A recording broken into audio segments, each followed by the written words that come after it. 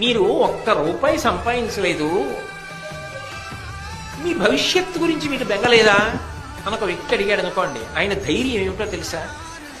భవిష్యత్తులో లక్షలు ఖర్చు పెట్టవలసిన అవసరం నాకు ఈశ్వరుడు ఇవ్వడు, నేను ఆయన్ని నమ్ముకు బ్రతుకుతున్నాను. ఒకవేళ అలా అవసరమైతే ఆయన వస్తువుకి కావలసినది ఆయన సమకూర్చున్నాడు. అది ధైర్యం. అందుకు ప్రశాంతంగా. ఎంత సంపాదించి ప్రశాంతంగా ఉంటాం, అంతకన్నా అవసరం రాదని ఎలా అనుకుంటాం?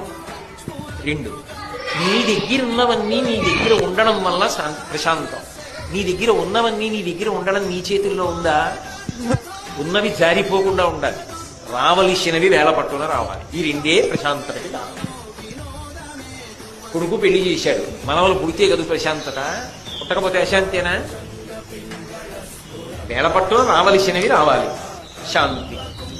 ఏది రాకూడదో అది రాకుండా ఉండాలి, అది శాంతి. అవి నేను చెప్పడం ఎందుకు మీకు తెలియవా?